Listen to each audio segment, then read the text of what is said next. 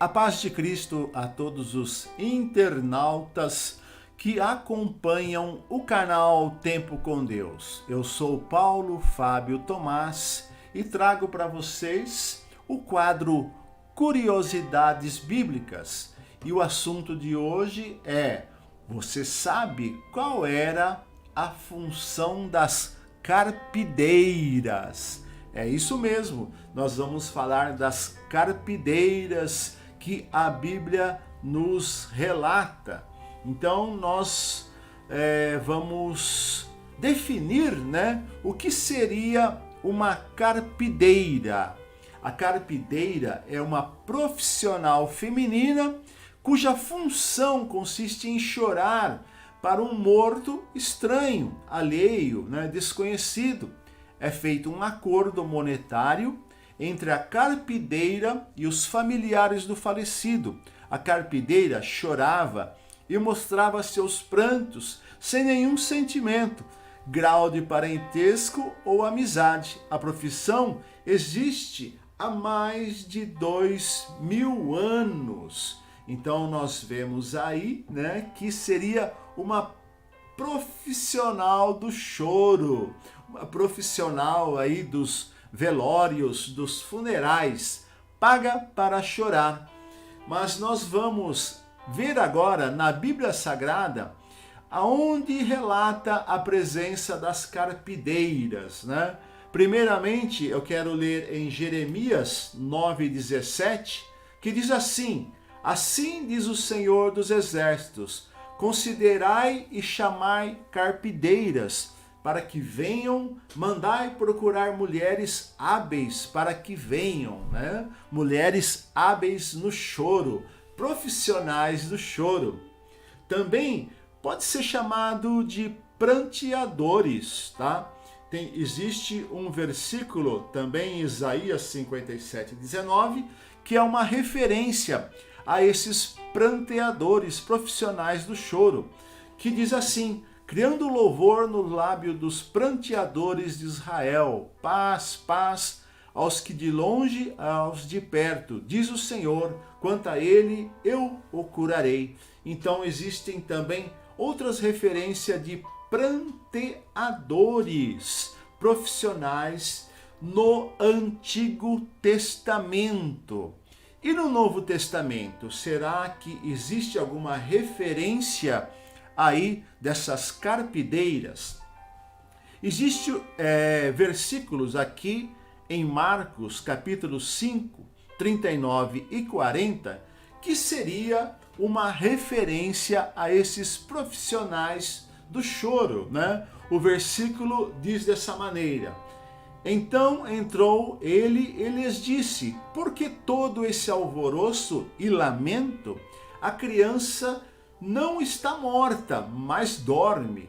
Isso foram palavras de Jesus, Mas todos começaram a rir de Jesus. Ele, porém, ordenou que eles saíssem, tomou consigo o pai e a mãe da criança e seus discípulos que estavam com ele, entrou onde se encontrava a criança, E nós sabemos que ele ressuscitou esta criança. Então é uma referência a esses profissionais do choro, porque no mesmo momento que havia o alvoroço e lamento, quando Jesus disse que a criança não estava morta, mas dormia, eles começaram a rir de Jesus, Então, que seriam aí profissionais sem sentimento nenhum, porque da mesma maneira que estavam chorando, começaram a zombar de Jesus. Que seria aí uma referência a profissionais também do choro, Essas pessoas, essas carpideiras aí paga para chorar. E também uma referência bem curiosa no Antigo Testamento, fala-se a respeito de um funeral que durou muito tempo e chama a atenção, que seria aí o funeral de Jacó. Então nós vemos aí no livro de Gênesis, que diz dessa maneira: Então José se lançou sobre o rosto do seu pai e chorou sobre ele, e o beijou. E José ordenou aos seus servos, aos médicos, que embalsamassem o seu pai.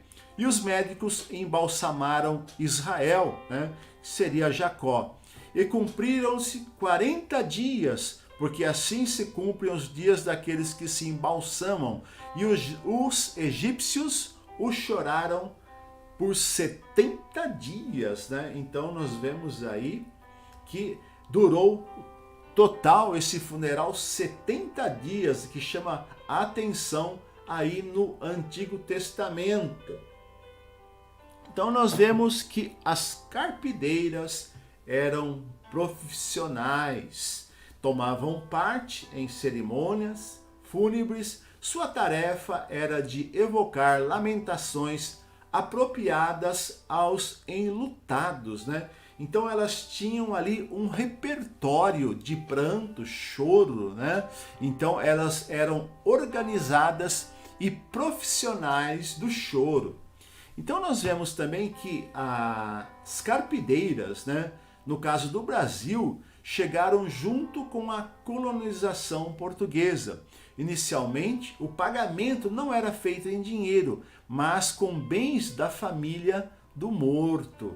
Também existem casos de carpideiras no Nordeste do Brasil, e também ele está presente na questão da cultura do México. Sim, lá no México existem também esses profissionais do choro. Então nós vemos que não é algo que aconteceu somente nos tempos bíblicos. Também ele está inserido aí na cultura de outros países. Então nós vemos, né, que quando o Senhor diz: considerai e chamar carpideiras para que venham, né? O objetivo disso é mostrar o quanto provavelmente seria lamentável e dolorosa a condição do povo de Israel, né? Aqui o trabalho para as carpideiras. Chamem as carpideiras, pois elas sabem como compor cantigas tristes, ou pelo menos entoá-las com tom tristes, e por isso são usadas em funerais para compensar a falta de pessoas que realmente pranteiam ou que levantam seu lamento sobre nós, né? Nós vemos aí a condição do povo de Israel. Jeremias, ele foi chamado, né, do profeta chorão, o profeta do choro, porque no tempo de Jeremias, né, Jeremias veio trazendo uma palavra de arrependimento, mas o povo não se arrependeu e eles foram levados cativos pelos babilônicos e choraram depois amargamente por este cativeiro, né? Então nós vemos aqui que Deus enviou profetas pranteadores, né? Mas a sua palavra na boca dos profetas não despertou a fé deles. Portanto, antes que a sua ruína tenha início, que venham as carpideiras e tentem trabalhar sobre a sua imaginação, para que seus olhos possam por fim e desfazer em lágrimas, e as suas pálpebras possam gotejar abundantemente. Nós vemos, né, que no princípio ou no final, os pecadores deverão chorar. Sempre há trabalho para as pessoas, né, que choram o choro verdadeiro. Falando em choro verdadeiro, a Bíblia diz também que Jesus chorou na morte de Lázaro, vendo a tristeza do povo, e depois nós sabemos que ele ressuscitou a Lázaro. E também Jesus chorou por Jerusalém, porque olhando para Jerusalém, ele pôde ver, né, com seus olhos o que iria acontecer a Jerusalém, a grande destruição que veria sobre Jerusalém. Então nós vemos que o choro de Jesus não foi um choro profissional, não foi um choro falso, mas foi um choro verdadeiro, bem diferente das carpideiras que eram profissionais do choro.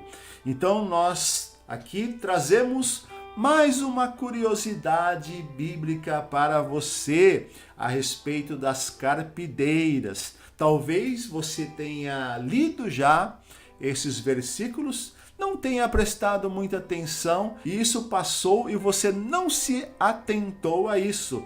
Mas fica aí mais um quadro de curiosidades bíblicas do canal Tempo com Deus. Este canal que é muito abençoador para a sua vida. Tenho certeza que se você acompanhar este canal, você será edificado, você será abençoado por Deus, porque o nosso conteúdo é um conteúdo totalmente bíblico.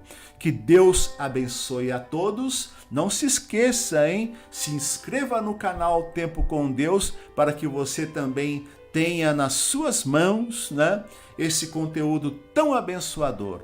Deus abençoe a sua vida em nome de Jesus Cristo.